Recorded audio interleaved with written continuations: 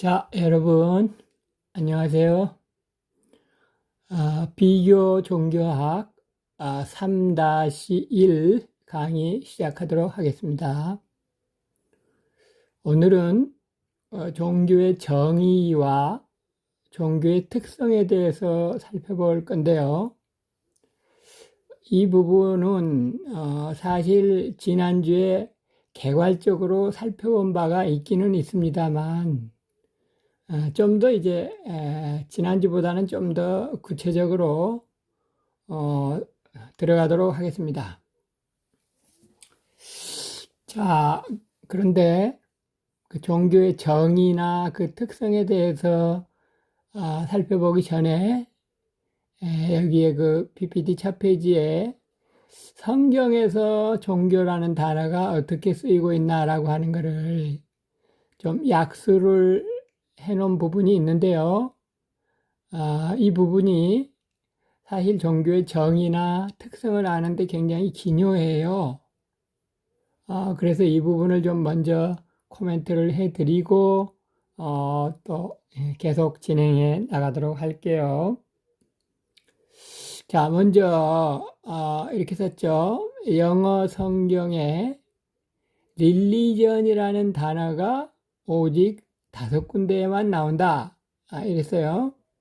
그러니까 지금 그 종교의 정의하고 관련해서 볼 때 그 한자어 종교, 그리고 라틴어에서 유래한 영어의 그 릴리전 으로부터 종교를 정의한 그 맥락을 이제 사실은 지난주에 하긴 했는데, 오늘은 이제 그거보다도 그 용어의 그 단어에서 뽑는 정의보다는 이제 뭐 실체적인 정의는 어떻게 되고 기능적인 정의는 어떻게 되고 그렇게 이제 그 진행해 나갈 텐데요.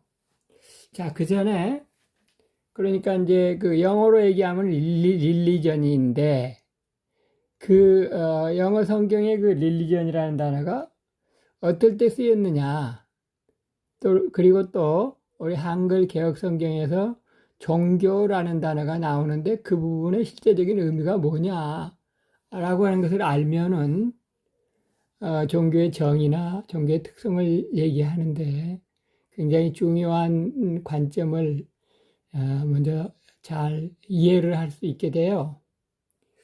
자, 그래서 영어 성경에 보면 예, 그 검색, 여러분들이 그 요즘에 검색 기능이 굉장히 발달해 있기 때문에 영어 성경에 그 단어 검색을 할 때 릴리전이나 또는 릴리저스라고 하는 형용사가 나오는 구절이 그 5군데밖에 없어요. 뭐 구약 성경에는 없고 신약 성경에만 있는데 그 5군데에서 한국어로 이 번역이 됐을 때는 어떻게 번역이 되어 있는가라고 하는 걸 좀 알 필요가 있겠죠. 자, 그거를 지난주에도 얼핏 얘기를 드린 부분이 있는 부분도 있는데, 자, 갈라디아서 1장 13절 그리고 또 14절 그 2절에서 연속적으로 해서 그 릴리저스라고 하는 형용사형이 나오는데, 이제 갈라디아서 얘기는 그 형용사형이 아니고 명사형이에요. 말 잘못했네요. 릴리전이라고 하는 명사형이 갈라디아서 1장 13절에서도 나오고 14절에서도 나오는데요. 그때 우리 한글 성경에서는 어떻게 나왔냐면 유대 종교 이렇게 나오지 않냐고 그냥 유대교 이렇게 나와요. 그러니까 여러분들이 혹시 검색 기능 할 때 이제 이런 것들을 주의해서 알고 있으면 좋겠죠. 영어 성경 검색에서 릴리전 찾으면 이렇게 5군데가 나오는데 갈라디아서 1장 13절, 14절, 또 야고보서 1장 26절, 또 27절 이렇게 나온단 말이에요. 그런데 그 부분이 한글 성경에서는 유대교 이렇게 나오고도 종교라는 단어는 안 나와요. 무슨 얘기인지 알겠죠? 그러니까 영어로는 유대교가 The Jewish Religion, 유대인들의 종교, 라고 하는, 그러니까 저 문자 그대로 유대교죠. 그래서 우리 개혁 성경에서는 유대교라고 나오고 유대 종교라고 나오지 않기 때문에 그런 그 검색 기능을 할 때 이상하다, 왜 그, 그 종교라는 단어가 안 나와 있지? 종교라는 단어가 빠지고 그냥 유대교 이렇게 나왔단 말이에요. 그 부분을 좀 유의하실 필요가 있고, 야고보서 1장 26절과 27절도 마찬가지인데, 이제 여기서는 이제 형용사형으로 나오죠. religious 라고 이제 그 영어 성경에는 그렇게 되어 있고, 우리 한글 개혁 성경에서는 경건하다, 경건한 뭐 이런 식으로 번역이 되어 있단 말이죠. 그러니까 야고보서 1장 26절과 27절에서 릴리전이라고 하는 영어 단어가 나오기는 나와요. 영어 성경에서는 검색이 돼. 그런데 한글 개혁 성경에서는 그 종교라고 하는 단어가 야고보서 1장 26절과 27절에 나오지 아니하고 경건이라고 하는 단어로 바꿔서 나온다. 그래서 이제 그 지난 시간에 그 종교의 특징 중에서 종교는 경건과 통한다, 뭐 미신과 통한다, 이제 그런 얘기들을 지난 시간에 이제 서론적으로 얘기를 했었고요. 어쨌든 그렇습니다. 그러니까 영어 성경에서 릴리전이라고 나오고 한글 성경에서 종교라고 번역이 되고라고 한 거는 딱 하나뿐인 거예요, 사실은. 그게 뭐냐면 사도행전 26장 5절. 그 영어로는 릴리전이 나오고 한글 개혁 성경에서 종교라고 나오고, 그게 일치하는 게 한 군데밖에 없고 나머지 네 군데는 다 릴리전이라고 하는 단어는 나오지만 유대교 해가지고 종교라는 단어가 생략이 되거나 아니면 경건이라고 하는 전혀 다른 단어가 사용되고 있다. 검색을 하실 때 이거를 참고를 하실 줄 알게 되면 그 종교의 정의나 특성도 좀 접근하는데 좀 쉽겠죠. 자, 한글 개혁 성경에서는 종교라는 단어가 사용된 부분이 몇 군데 나오는데, 두 군데만 있는 게 아니라 몇 군데가 나오는데, 하여튼 세 군데 또는 그 이상이 나오는데, 그 중에 두 군데는 종교라는 단어가 아니라 사실은 그 미신이라는 의미로 쓰이고 있어요. 그래서 사도행전 17장 22절, 이제 바울이 얘기한 건데, Ye are too superstitious. 그러니까 영어로는 superstitious. 당신네들 참 미신적이로군요. 당신네들 도대체 뭘 믿는 거야? 라고 사도 바울이 약간 붕괴해가지고, 한심하다고 할까? 이런 식으로 내가 당신네들이 잘 모르는 하나님에 대해서 내가 가르쳐 줄게 라고 하는 맥락에서 아레오바고에서 얘기했던 그 연설, 거기에서 당신네들 참 미신적이네요 라고 하는 슈퍼스티시어라고 하는 형용사형을 영어 성경, 우리 한글 개혁 성경에서 종교라는 단어로 번역을 해놨어요. 당신네들 참 종교심이 참 종교적이네요. 당신네들 참 종교심이 있네요. 그러니까 점잖게 번역을 한 거죠. 미신적이라고 그러면서 약간 공박을 한, 실제 바울은 약간 공박을 한 그런 부분을 당신네들 종교적이네요. 그냥 굉장히 점잖게 번역을 했죠.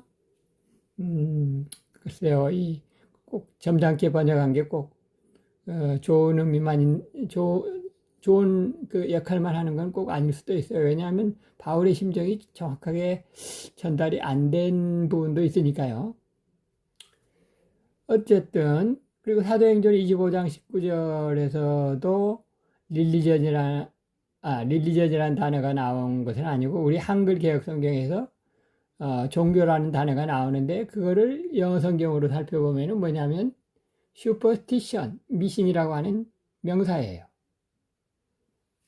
사도행전 17장에서는 형용사형, 25장 19절에서는 명사형으로 해서 미신. 그러니까 이거는 누가 얘기한 거냐면 아까 사도행전 17장은 바울이 얘기한 거고, 이건 누구예요? 베스도인가? 그 사도행전에서 로마로부터 와 있던 유대 총독 베스도였나요? 그러니까 바울이 감옥에 갇혀 있을 때 바울이 가이사에게 항소를 해서 이제 유대에서가 아니고 이제 로마로 이제 배를 타고서 로마 가이사에게로 가가지고 이제 재판을 받게 될 그때 이제 그러기 전에 총독이었던 베스도가 유대 왕이던 아그리빠 왕이라고 하는 사람한테 하는 얘기 중에 자기가 보고를 그렇게 했다. 자기가 로마 가이사 왕에게 이 바울이라고 하는 작자에 대해서 이렇게 보고를 했는데, 보고를 하기를 그 사람들 유대인들이 얘기하는 사도 바울이 죽일 놈 살릴 놈 그런 것 같아서 봤더니 자기가 보니까 그런 얘기는 아니고 당신네들 유대인들의 자기네들 종교인데 자기네들 미신, 그때 그 표현을 미신이라고 표현을 해요. 종교라고 표현하지 않고. 그러니까 쉽게 얘기하면은 유대 총독의 입장에서 유대에 와 있는 그 총독의 입장에서는 유대인들이 생각하는 그 종교를 미신으로 보는 거예요. 그러니까 자기네들 미신, 그러니까 유대교라고도 안 그러고 말이죠. 종교라고도 안 그러고 자기네들 미신에 대한 얘기뿐이고, 이 사람이 내 객관적인 입장에서 로마의 법 입장에서 보니까 전혀 죄가 없더라. 그런 내용의 얘기를 할 때 미신이라고 하는 부분을 이 부분도 종교라고 우리 한글 개혁성경에서는 좀 점잖게 그렇게 번역을 한 부분이 있습니다. 그래서 이제 지난 시간에 종교의 특징이라고 할 때 종교는 미신과도 통한다. 경건이라고도 통하고 미신. 어떨 때는 경건이라는 말과 종교라는 말을 맞바꿀 수도 있고, 어떨 때는 미신년이라는 말로 맞바꿔주기도 한다. 그런데 경건은 그래도 좋은 의미지만 미신이라는 건 좋은 의미로 쓰인 게 아니다. 그런 얘기를 한 적이 있었죠.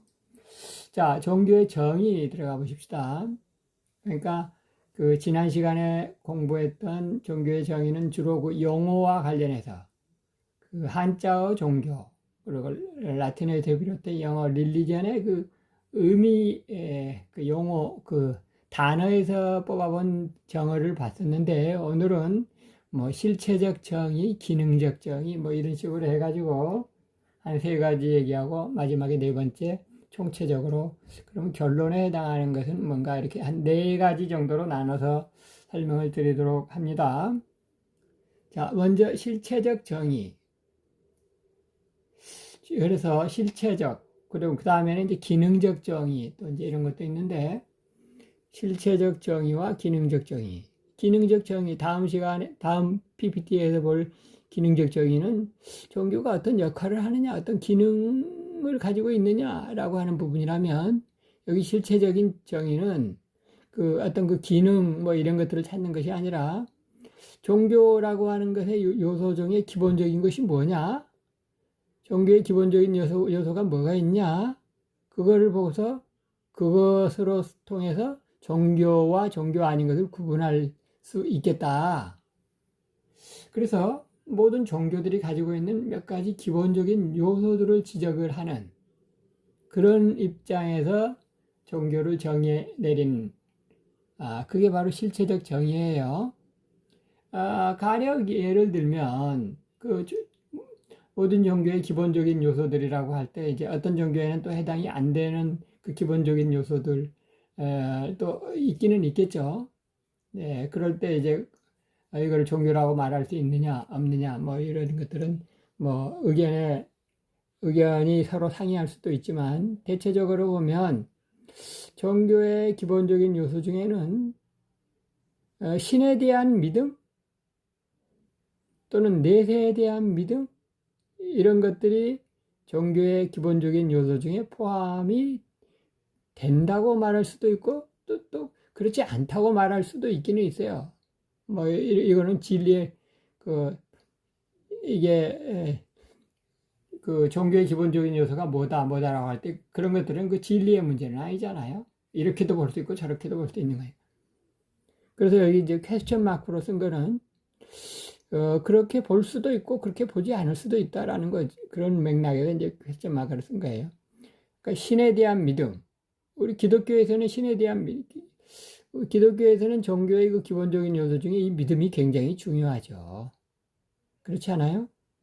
우리 기독교에서는 믿음이 그 예배라든가 물론 예배도 중요하고 또는 사역자 또 사역자인 그 목사 뭐 이런 그 교회 이런 것들도 중요하지만 우리는 종교개혁 이래로 물론 그 이전에도 성경의 시작기를 믿음으로 구원을 얻는다고 했으니까 믿음이 제일 중요하다고 볼 수 있어요. 기독교에서는. 그 믿음은 누구에 대한 믿음이냐면 그 자기에 대한 믿음이 아니고 행위에 대한 믿음이 아니고 하나님에 대한 믿음이란 말이죠. 그래서 기독교에서는 신에 대한 믿음이 제일 중요해. 그런데 유교나 불교는 신에 대한 믿음은 별로 얘기를 안 해요. 그 밑에 있는 그 내세에 대한 믿음, 내세에 대한 믿음. 기독교에서는 내세에 대한 믿음, 종말론, 그리고 재림, 그리고 최후의 최종 심판, 뭐 이런 것들이 기독교에서는 중요한데, 그래서 내세, 내세, 이제 죽고 나면 어떻게 되느냐 하는 부분이 불교는 중요하게 생각을 해요. 그렇죠? 불교는 뭐 열반에 대한 얘기도 하고, 또 뭐예요? 윤회에 대한 얘기도 하고, 뭐 잘못된 얘기이긴 하지만 내세에 대한 얘기를 하고 거기에 대한 믿음이 있단 말이죠. 그런데 유교에는 또 그런 거는 없어. 유교는 좀 윤리 뭐 이런 쪽은 좀 그 중시하는 부분이 있지만 신에 대한 믿음도 유교는 중요시 여기지 않고 내세에 대한 믿음도 중요시하지 않는단 말이에요. 그러면 이런 것들을 그럼 유교나 불교를 종교라고 말하지 않을 거냐? 꼭 그럴 수는 없는 게 일반 대학의 종교학과라고 하는 데를 보면은 불교, 유교, 도교가 다 종교에 해당돼요. 물론 그렇다고 해서 서울대학교 종교학과, 서울대학교 종교학과 그에서 뭐 불교, 유교, 도교도 물론 배우기야 배우겠죠. 그러나 대체적으로 그 종교학이라고 얘기할 때는 뭐 불교까지는 기독교, 불교, 뭐 이슬람교 되게 이제 이런 식으로 얘기를 하지 유교나 도교를 적어도 우리나라 대학의 종교학과에서는 별로 다루지는 않는단 말이죠. 북한의 김일성 대학은 어떤지는 모르겠지만 자 어쨌든 불교, 유교, 도교를 종교로 보기도 하고 또 종교의 기본적인 요소에 해당하는 것이 없다고도 말할 수도 있지만 그러나 일반적으로 종교라고 본단 말이죠. 그래서 이번 강의 시간에 그 불교와 유교도 다룰 거예요. 뭐 도교까지는 아니지만 불교하고 유교는 다루기 때문에 넓게 보면은 종교라고 보기는 보죠. 자 어쨌든 그 밑에 이제 그 에밀 듀르케인이 엘리아덴이 슐라이어 마흔이 이런 사람들은 다 유럽 사람들이니까 기독교적인 배경 하에 있는 사람들이기는 해요. 서양권에서 에밀 듀르케인은 프랑스시 이름이고 엘리아데 슐라이어 마흔은 독일 사람이고 이제 유럽 대륙에 있는 사람들인데 그 사람들은 그 체험을 좀 중시해요. 어떤 그 성스러운 것에 대한 체험, 그거를 중시를 해서 그 체험이 종교의 그 기본적인 요소, 뭐 체험만 종교라고 얘기를 할 수는 없다 하더라도 그 성스러운 것에 대한 어떤 체험, 그거를 종교의 기본적인 요소로 얘기한 사람들이 있어요. 뭐 전혀 틀린 얘기는 아니죠. 왜냐하면 우리 기독교에서도 그 간증이라고 하는 걸 굉장히 중시, 그, 저, 그 간증 프로그램을 잘 짜면은 교회가 굉장히 성장하는 데 도움이 되는 그런 부분이 있잖아요. 어쨌든 에밀 듀리갱은 종교는 성스러운 것에 대한 체험이다 이렇게 얘기를 했고, 이제 엘리아데는 특별히 지금 그 기독교 성경 안에서 나온 그 성스러운 것에 대한 체험 얘기가 그 기독교 아닌 다른 종교도 있지만 기독교 같은 경우에서는 이런 예가 있다 이렇게 설명을 했는데, 자 보시죠. 원시 사회 사람들은 자연 만물에서 성스러움의 체험을 가졌다. 그러면서 이제 구약 시대에 보면은 출애굽기 같은 데 보면은 모세의 떨기나무, 모세가 그 희한하게 떨기나무가 불이 붙었는데 나무가 완전히 싹 타버리지 아니하고 계속해서 타고 있단 말이죠. 그 희한한 일. 그리고 반석에서 물이 나오는 참 희한한 일. 때로는 기적과도 같은 말이죠. 그런 그 성스러운 것에 대한 체험. 내 발에서 내 신을 벗어라. 이것은 거룩한 곳이니라. 뭐 이런 말씀이 있었고, 거기서 또 어떤 체험을 하고 이런 것들. 성경에 있는 얘기들과 맥락을 가지면서 종교의 그 중요한 기본적인 요소 중에 체험이 있다. 뭐 이런 얘기를 했어요. 그리고 이제 이걸 좀 학문적으로 신학이라고 하는 학문을 체계화하는 사람 중에 이제 이 얘기를 한 사람이 이제 슐라이마어죠. 그래서 슐라이마어는 경험과 감정, 의식, 여기 의식이라고 하는 것은 그 의식, consciousness예요. 세레모니 의식 말고 consciousness 이런 것들을 강조한 사람이 슐라이마어고, 그래서 이제 슐라이마어를 우리는 흔히 내재신학자, 안내자, 있을제자 해가지고 그렇게 얘기도 하죠. 어쨌든 실체적 정의, 그렇고 그 다음에 기능적 정의. 기능적 정의라고 하는 건 종교가 이 사회를 위해서 또는 개인을 위해서 뭐를 하는가, 이거를 질문을 하면서 그 정의를 내리는 그런 입장이 기능적 정의입니다. 그래서 이 사회를 위해서 종교가 뭐를 하느냐, 그래서 인간 사회에 종교가 존재하는 건 무엇 때문인가 라고 하는 어떤 그 종교가 하는 역할, 어떤 기능, 이 관점에서 종교를 정의하는 거예요. 그런데 여기 밑에 보면 세 사람 이름이 있는데, 막스 베버, 칼 막스, 그리고 에밀 듀리갱. 자, 막스 베버는 그 좀 유명하다면 유명하다는 사람이 말할 수 있는데, 사회학자인데 그 사람이 쓴 책에서 이런 그 얘기가 기결이 되는 부분이 있어요. 그 개신교, 그러니까 프로테스탄티즘이 발달하면서 자본주의가 발생이 됐다. 그러니까 오늘날 이 공산주의 말고 거기에 대립되는 그 경제 형태, 이제 자본주의잖아요.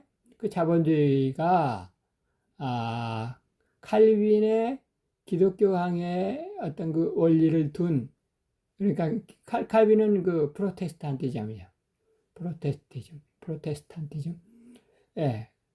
그리고 이제 그 정신에 좀 투철한 사람들이 스위스 사람들이고, 그래서 그 개신교에 투철하고 칼빈주의 정신에 투철한 그 나라에서 자본주의 그 시계라든가 이런 자본주의 체제가 발달하게 됐다라고 하는 얘기는 상당히 유명한 거고 상당히 옳은 얘기가 많아요. 사회학에서 볼 때.